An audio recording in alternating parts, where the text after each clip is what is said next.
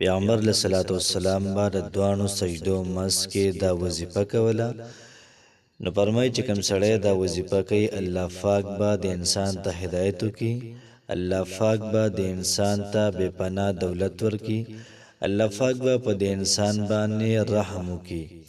نو که چا په معمولاتو کې دا وظیفه شامله وي نو کمنټ کې الحمدلله ولیکئ. د چا معمولاتو کې دا شامل نه وي اوس یې پکې شاملول غواړي نو ماشاءالله ولیکئ کمنټ کې. بسم الله الرحمن الرحیم. شروع کوم د ډیر زیات بخونکي او د ډیر زیات مهربان رب په نوم باندې. السلام علیکم ورحمت الله وبرکاته. امید در کوم چې تاسو ټول په ټیک ټاک کې الله پاکم خوشاله آباد ساته.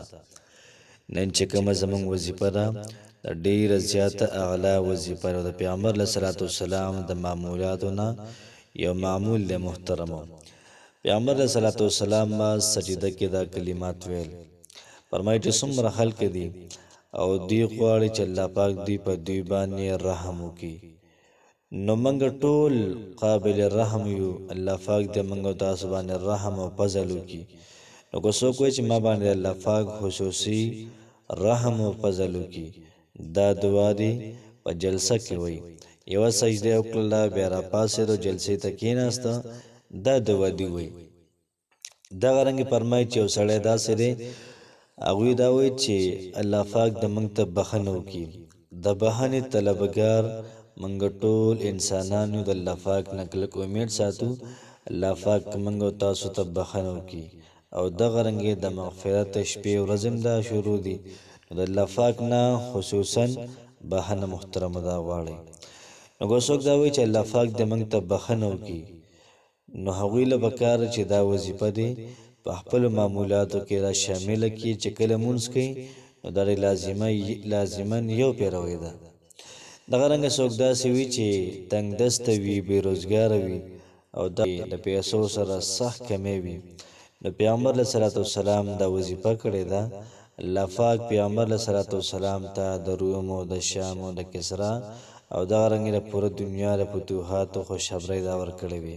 نو که موږ پکې محترمو دا وایو الله پاک به موږ او تاسو ته ډېر زیاته خوشخبري محترمو دا راکړي. نو راځئ چې زه وظیفې طرف ته وظیفه به څنګه کوو. نو چې کله موږ لمونځ کوو نو د مانځه چې کله موږ یوه سجده ولګوله بیا راپاڅېدو، نو دواړو سجدو منځ کې به دا وظیفه کوو. د منځ کې د ناستې د محترمو د جلسه ویله کېږي. نو په جلسه کې به دا کلمات دا به یو پېره ووایو. دغه رنګې بیا جلسه راځي بل رکعت کې بیا به پکې دا یو پېره ووایو.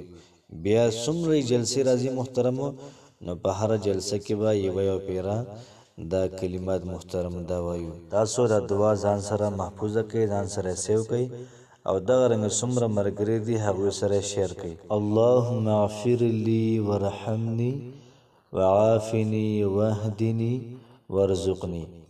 نو کله چې دا کلمات منګه په جلسه کې یو پېرې ویلې، الله پاک به منګ ته بے پناه مال او دولت راکړي. دغه رنګې الله پاک به منګ او تاسو باندې خصوصا رحم وکړي او الله پاک به منګ او تاسو ټولو ته معافي وکړي.